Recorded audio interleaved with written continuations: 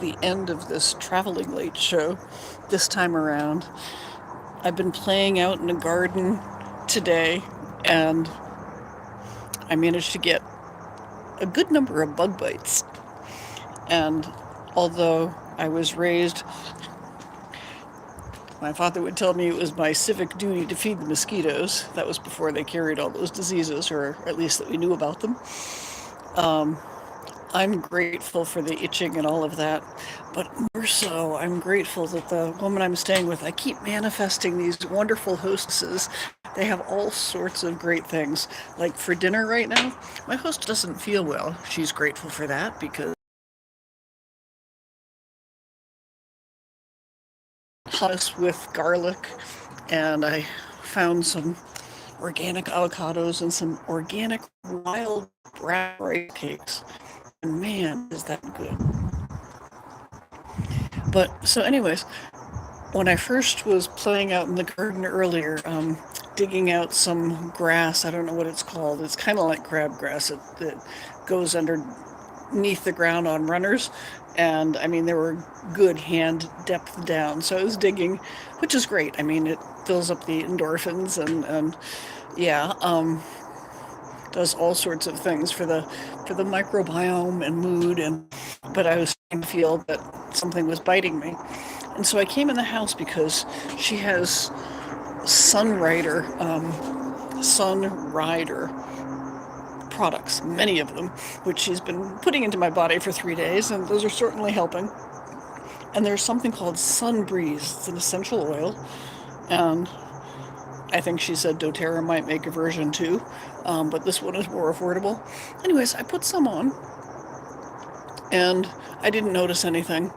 And then I was sitting out here again and itching, and I decided it was getting cool. So I went in to put on jeans. And when I went up to put on the jeans, I realized that those bites that I'd put this oil on, 10, 15 minutes before, they'd totally gone away. And what was having me itch now was brand new bites. So I put on the oil again, and then I put on the jeans. And thank you to the viewer who came and left. Um, but okay, so hi, so many of you here. Um, I'm a traveling. I'm on my traveling light tour. I just finished reviewing a primary spiritual development course. Hey, bird teapot edit. Oh, okay, yeah. How? Anyways, hello. I can't read that name. Thanks for stopping by. What are you grateful for? Hey, Jim 3X, hello. Thanks for stopping by. And so one of the things that this my spiritual practice teaches is that when stuff happens, we call it cleansing and we say thank you. Because one of the primary directives is be grateful to God for everything, every moment of the day and night. So like when you stub your toe, when you crash your car, when a house burns down, you say thank you. So I'm saying thank you for the bug bites. Hey, Ray Miller, first time here and I'm already enjoying the vibe. Greetings, all the love. Oh, Atlanta! Ray! Okay, Atlanta is where my home dojo is. I'm out in Phoenix. Yeah, I should be in Atlanta in a couple of weeks if I can sustain this tour. I wasn't gonna, but hey, Ray, if you're there, meet me at the dojo. It's in Decatur, 539 Medlock Road. Get yourself some God's True Light, and yeah, you'll like the vibe. I came out here to Phoenix to review a spiritual development course, and every time you study teachings of any kind, you get deeper and deeper understandings. And one of the things I like about Mahikadi is that we're not out to convert folks. Um, just experience it, and if you choose to study it and you already have a religion of your own, it's not a religion, it's a spiritual practice, but whatever, it'll help deepen your understanding and appreciation of your own. Because like in Buddhism, Gautama Buddha said that, in 3,000 years, somebody will come after me. And Jesus said, somebody will come after me. Well, we believe that we're following that person. And so things that were revealed in all of the ancient texts that people have already studied. Yes, that's all good, but now there's another level that's being revealed. And so being taught to be thankful for everything day and night. So I was being thankful for the bug bites and for finding that after I got chewed up by the bugs, that my hostess here is a, I guess, representative for a company called Sunrider, and their essential oil. I put it on bug bites, and then I came back out here because I was going to continue working in the garden because it's great. And I was sitting out here. It was getting chilly. I went back in to, put on clothes, and realized that what was itching now was brand new bites, and the other ones had totally gone away. So yeah, I figured I would share that. The things that she's been feeding me, as well as the true light. Ray Miller, are you still here? I'm down to one viewer. I'm wondering who it is. Being in the light, exchanging light, receiving light, being in a building with a Goshintai, an altar where the light is concentrated through, it shifts things. It's healing. The practice doesn't claim to heal, but it does. And that and all of the stuff that she's been feeding me here, I feel great. I came here, this is Matilda. She's my cane. She's got a reason to be here. And okay, folks have left. That's all right. What else happened today? This morning, we were looking at chemtrails in the sky, and my hostess tells me that a friend of hers has a college-age daughter who's in university, and they're being taught that chemtrails are real cloud formations. And I'm like, oh, really? And my hostess says, but the Hopi predicted that the end times will be here when there are spider webs in the sky. And I was taking video because, yeah, it looked like spider webs in the sky.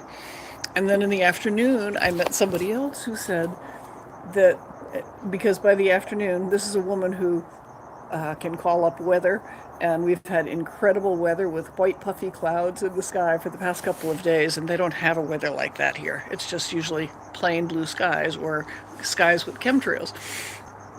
And when I saw her, she pointed out that we now had puffy clouds and no chemtrails, and she had, like,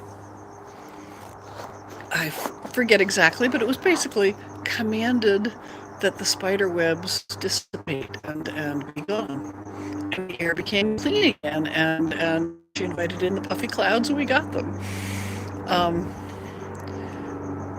People who can work with all sorts of realms, it's magical. And I just work with the true light, which works on the physical, the astral, and the spiritual realms. But yeah, being able to conjure weather and stuff, yeah, she's oh, hello, thank you for that. It was cool to watch, because we got here to Phoenix and it was like 15 degrees hotter 2 days ago, and she invited cooler weather. And then last night, she was confessing to it, and a third person in the room said, well, gee, I'd like it if it was another, I think it was 9 degrees cooler. What did we get today? 9 degrees cooler with the puffy white clouds in the afternoon. It's like, some people have power. Yeah, what are you grateful for today?